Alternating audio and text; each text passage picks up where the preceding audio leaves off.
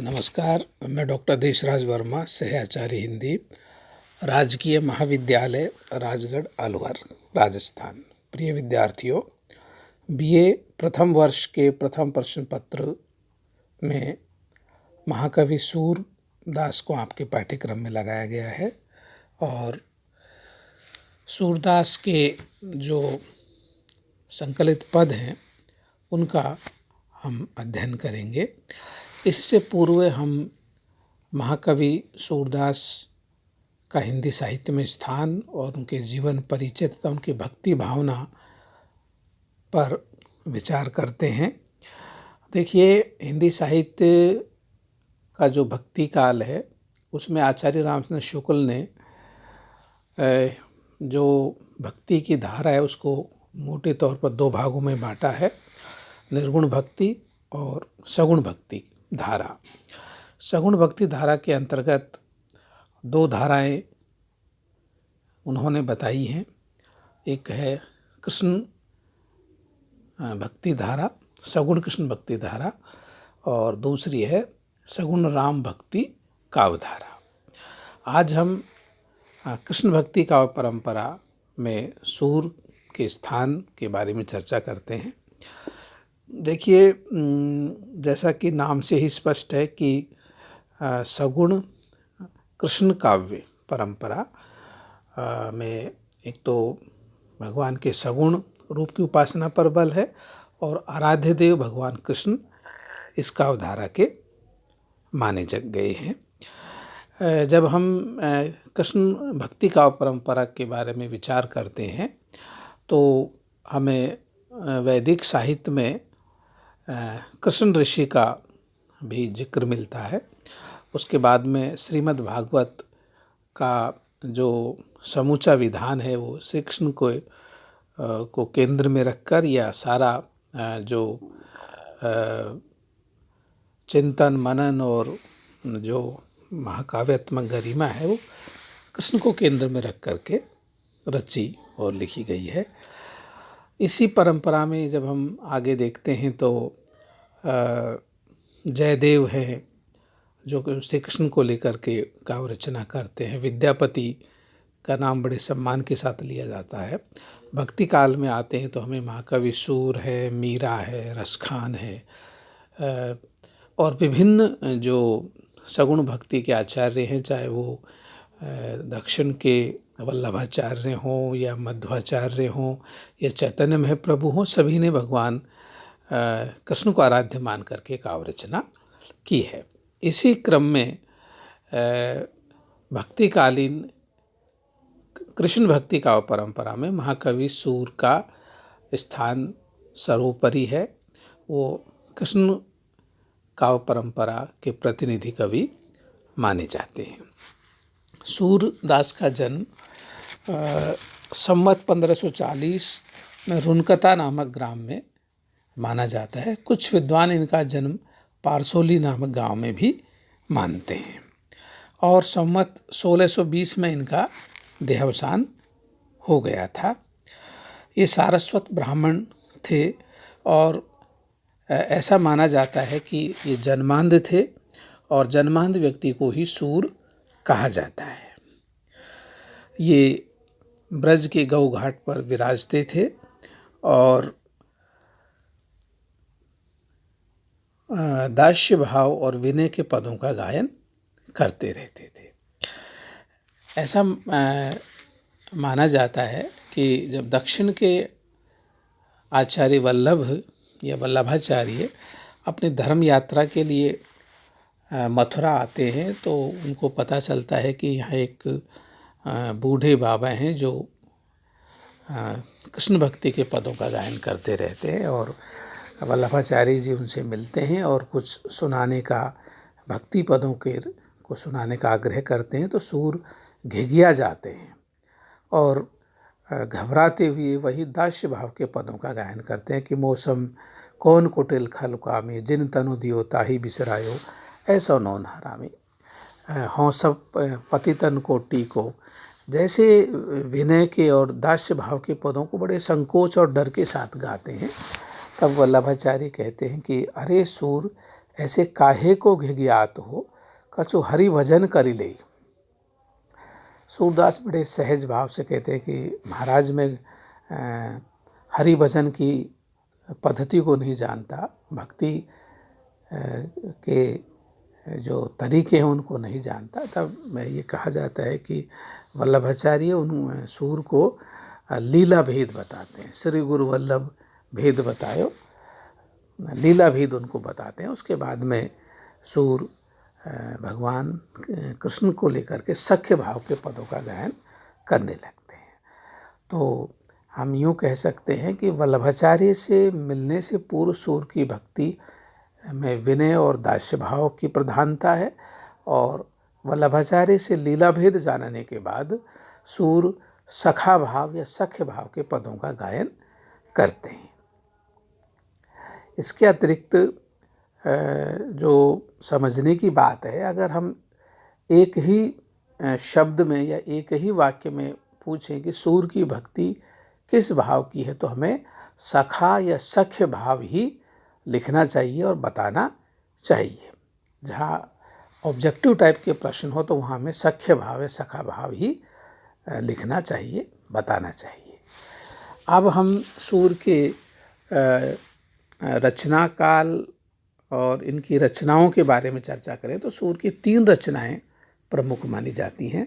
एक तो सूर सागर है, ये कहा जाता है कि इसमें 1.25 लाख पद थे, लेकिन अब धीरे धीरे समय के साथ वो पद लुप्त होते गए और कुछ 100 पद अब उपस्थित या मिलते हैं। इसके अलावा सूर सारावली इनकी एक रचना है जो ब्रज भाषा में लिखी गई है। सूर सागर भी ब्रज भाषा की रचना है। सूर सारावली में कहते हैं कि सूर सागर का सारांश या श्रीमद् भागवत का अनुवाद, ब्रज भाषा में अनुवाद को लेकर के लिखा काव्य भी माना जाता है। एक इनकी रचना साहित्य लहरी है जिसमें सूर की विद्वता झलकती है, उनका पांडित्य दिखाई देता है और कूट पदों की रचना इसमें करते हैं। तो इस तरह हम सूर की 3 रचनाएं मानते हैं, सूर सागर, सूर सारावली और साहित्य लहरी इनके प्रसिद्ध काव्य ग्रंथ हैं। देखिए, सूर ब्रज में गौ घाट पर श्रीनाथ जी के मंदिर में रहकर कृष्ण की भक्ति में तन्मय होकर नित्य नए पदों का गायन करते और ये कहते हैं कि प्रतिदिन सूर एक पद की रचना करके भगवान कृष्ण के चरणों में निवेदित करते थे। सूर के जब हम काव्य की बात करते हैं तो उनमें हमें बाल लीला, रूप लीला, माधुरी, मुरली महिमा, श्रृंगार के संयोग पक्ष और वियोग पक्ष के पद, विनय के पद, भ्रमर गीत के पद, जैसे बहुत सारे विषयों को लेकर के सूर भक्ति पदों की रचना करते हैं। बाल कृष्ण की लीलाओं को लेकर सूर ने जो वर्णन किया है उसको लेकर के आलोचकों ने, आचार्य शुक्ल ने इन्हें वात्सल्य रस का सम्राट कहा है और बाल चेष्टाओं का, या ये कहें कि बाल मनोविज्ञान और मातृ हृदय का स्पंदन या मातृत्व के मनोविज्ञान और बाल मनोविज्ञान को लेकर सूर ने छोटी से छोटी बातों को, या कहें कि इनकी सूक्ष्म वृत्तियों को लेकर के बहुत ही सुंदर पदों की रचना की है। आचार्य शुक्ल तो यहाँ तक कहते हैं कि सूर अपनी बंद आँखों से श्रृंगार और वात्सल्य का कोना कोना झांकाए हैं और आगे आने वाले कवि, अगर कोई भी कवि बाल लीला वर्णन से संबंधित पदों को अगर लिखेगा तो सूर की जूठन मात्र लगेगी। इसके अतिरिक्त लीलाओं का वर्णन करते हैं, पौराणिक विषयों को लेकर भी लिखते हैं और एक इनका जो महत्वपूर्ण प्रसंग है भ्रमर गीत के पद हैं। भ्रमर गीत के पदों की जब हम बात करते हैं तो ये वो 200-300 पद हैं जो आचार्य शुक्ल ने उनको संपादित किया है भ्रमर गीत सार के नाम से। इन पदों में उद्धव और गोपियों के संवादों के जरिए सूर निर्गुण का खंडन करते हैं और सगुण प्रेम की स्थापना करते जान पड़ते हैं। ये कहें कि सूर का सगुण के प्रति उनकी जो एक निष्ठा है और सगुण भक्ति को स्थापित करने की जो ललक है, वो हमें ब्रह्मगीत सार में देखने को मिलती है। सूर की गोपियों की वाग विदग्धता, उनकी हाजिर जवाबी, स्त्री मनोविज्ञान, लोक जीवन की छटा, प्रकृति चित्रण, ब्रज संस्कृति का चित्रण, पशुपालन संस्कृति का चित्रण, बहुत सारे प्रसंग हैं जो हमें भ्रमर गीत के पदों में देखने को मिलते हैं। इसके अतिरिक्त एक प्रसंग जो महत्वपूर्ण है, जिसका यहाँ उल्लेख करना जरूरी है, सूर अष्टछाप के शिरोमणि कवि भी माने जाते हैं कि भगवान कृष्ण की भक्ति करने वाले 8 भक्तों का एक मंडल था, जो 8 प्रहर भगवान कृष्ण की पूजा अर्चना वंदना, उनकी लीला पदों का या कहीं कि उनका कीर्तन गान करता रहता था। ये 8 जो भक्त कवि थे, इन्होंने अपने अपने शिफ्ट के हिसाब से ये लोग भजन कीर्तन करते, 8 याम ये भगवान कृष्ण के पदों का गायन करते थे। इसलिए इन 8 कवियों के, भक्त कवियों के मंडल को अष्टछाप या इन्हें अष्टछापी कवि कहा जाता है। अब जो समझने की बात है, ध्यान देने की बात है कि इन 8 कवियों में से 4 कवि तो वल्लभाचार्य के शिष्य हैं और 4 कवि विठलाचार्य के शिष्य हैं। सूरदास, परमानंद दास, कुंभन दास और कृष्णदास ये तो वल्लभाचार्य के शिष्य हैं। इसके अलावा गोविंद स्वामी, चीत स्वामी, चतुर्भुज दास और नंददास, ये 4 कवि विठलाचार्य के शिष्य माने जाते हैं। और अष्टछाप की स्थापना भी विठलाचार्य के द्वारा ही की गई थी और ये विठल आचार्य ये वल्लभाचार्य के सुपुत्र थे। ऐसा कहा जाता है कि जब सूर मरणासन्न थे, मृत्युशैया पर पड़े हुए थे, तब विठलाचार्य ने कहा था कि भक्ति मार्ग को जहाज जात है, जाहे कछु पूछ लेन होय सो पूछ लेन। मतलब ब्रज भाषा में कहा कि ये पुष्टि मार्गी भक्ति का जहाज, सूर को पुष्टि मार्गी भक्ति का जहाज भी कहा जाता है कि ये जहाज अब समुद्र में जाने वाला है, जिस किसी को भी कोई जिज्ञासा हो, पूछना चाहे तो इनसे पूछ सकते हैं। अब इस जो कथन में हमें सूर के महात्म्य का हमें पता लगता है कि सूर का अष्टछाप में कितना बड़ा स्थान था। सूर की भक्ति भावना की बात करें तो सूर की भक्ति भावना रागानुगा भक्ति के अंतर्गत आती है। 2 प्रकार की भक्तियों का चित्रण हमें यहाँ मिलता है। शास्त्रीय दृष्टि से सूर रागानुगा भक्ति में आते हैं, क्योंकि भक्ति के 2 स्वरूप बताए हैं, नवधा भक्ति और रागानुगा भक्ति। ये तो सूर रागानुगा भक्ति के अंतर्गत आते हैं। और संप्रदाय की दृष्टि से देखें तो सूर पुष्टि मार्गी भक्ति के अंतर्गत आते हैं। और दार्शनिक दृष्टि से सूर शुद्धाद्वैतवादी माने गए हैं और पुष्टि मार्गी भक्ति के ये प्रतिनिधि कवि माने गए हैं। पुष्टि मार्ग की स्थापना वल्लभाचार्य के द्वारा की गई थी और सूर इस धारा के प्रमुख कवि हैं। पुष्टि से तात्पर्य अनुग्रह, भगवान के अनुग्रह पर निर्भर रहना, भक्त को अपनी तरफ से कुछ नहीं करना, केवल भगवान के अनुग्रह पर ही निर्भर रहना होता है। इसके अतिरिक्त जब हम सूर के सामान्य परिचय की बात करते हैं तो सूर ने विनय के पद लिखे, बाल लीलाओं के पद लिखे, सगुण की स्थापना की, निर्गुण का खंडन, भ्रमर गीत सार, वियोग और श्रृंगार की प्रवृत्तियाँ और जो कहें कि वात्सल्य के जितने भी वृत्तियाँ हो सकती हैं उनको सूर ने बड़े मार्मिक ढंग से लिखा। और अगर हम इनके कला पक्ष की बात करें तो सूर ने ब्रज भाषा में अपनी काव्य रचना की और ब्रज भाषा के अंदर जो माधुर्य है, उसका जो प्रसाद गुण है, उसका उत्कर्ष हमें सूर के इन पदों में देखने को मिलता है। आलोचकों ने सूर को ब्रज भाषा का वाल्मीकि भी कहा है। काव्यरूप की दृष्टि से सूर के पद गीति पद हैं या गेय काव्य के अंतर्गत ये आते हैं, मुक्तक पद हैं और गेय मुक्तक इनको हम कह सकते हैं। इनको हम वाद्य यंत्रों पर गाया बजाया जा सकता है। सूर के प्रत्येक पद के साथ में एक शास्त्रीय राग का भी उल्लेख मिलता है, तो जाहिर है कि सूर शास्त्रीय संगीत के भी पंडित थे, निपुण थे। प्रत्येक उनका जो पद है शास्त्रीय राग रागनी में निबद्ध हमें देखने को मिलता है।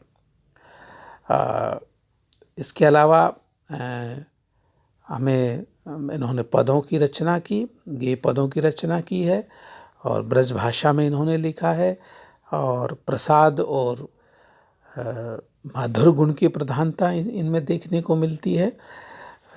इसके अतिरिक्त जब हम सूर के भाषा संदर्भ की बात करें तो ब्रज भाषा का एक जो मानक रूप है वो हमें इनकी रचना में देखने को मिलता है, लेकिन साथ ही साथ ब्रज भाषा के अंदर जो एक विशेष गुण है कि अन्य भाषाओं के शब्दों को भी आत्मसात करने की प्रवृत्ति हमें सूर के पदों में देखने को मिलती है। संस्कृत के तत्सम शब्द भी फारसी, अवधी, पंजाबी, गुजराती, बुंदेलखंडी शब्दों का भी ब्रजीकरण कह सकते हैं। एक उनका ब्रज भाषा का संस्कार लेकर ये शब्द इनके काव्य में आए हैं और इनके काव्य में हमें जो सहज अलंकार हैं, उपमा है, रूपक है, उत्प्रेक्षा आदि इन अलंकारों का सहज स्वतः स्फूर्त प्रयोग हमें देखने को मिलता है। कुल मिलाकर हम कह सकते हैं कि सूर ब्रज भाषा के वाल्मीकि हैं और कृष्ण भक्ति का परंपरा के शिरोमणि कवि हैं और इन्होंने लीला वर्णन इनके जो काव्य का प्राण तत्व है। और सूर अंधे थे, इसलिए भक्ति पद्धति, भक्ति के तरीके में इनके बजाय उन्होंने जो अपने गुरु वल्लभाचार्य से जो लीला भेद जाना उसी को पकड़ करके, उसी को प्रमुख मानकर इन्होंने लीला पदों का गायन किया।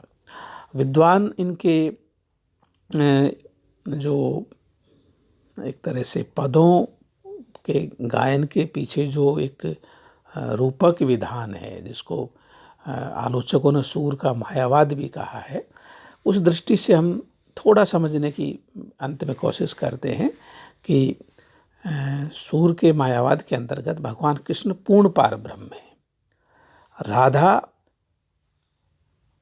पूर्ण पार ब्रह्म की आह्लादकारिणी शक्ति है। हमारे यहाँ पूर्ण पार ब्रह्म को सच्चिदानंद स्वरूप माना गया है। अब देखिए, कृष्ण यहाँ सतचित स्वरूप तो हैं लेकिन आनंद स्वरूप नहीं है। जब राधा उनसे मिलती हैं तब पूर्णता को प्राप्त होते हैं। सच्चिदानंद स्वरूप ब्रह्म की पूर्णता राधा के साथ मिलने पर ही होती है। राधा आह्लादकारिणी शक्ति है, ब्रह्म की आह्लादकारिणी शक्ति है। जो मुरली है कृष्ण की, वो योग माया का प्रतीक है, विद्या माया का प्रतीक है। जब भगवान अपनी विद्या माया का प्रसार करते हैं तो सारे जीवों को अपनी ओर आकर्षित कर लेते हैं। तभी तो उनकी मुरली पर गायें, ग्वाल, बाल, बछड़े दौड़ दौड़ कर कृष्ण की तरफ आते हैं। तो ये जो मुरली है, उनकी बांसुरी है, ये विद्या माया या योग माया का प्रतीक है। गोपिकाएं हैं और ग्वाल, बाल, बछड़े, जीवात्माएं, ये सारी की सारी जीवात्माएं हैं। और जो ब्रज प्रदेश है वो साक्षात गोलोक है।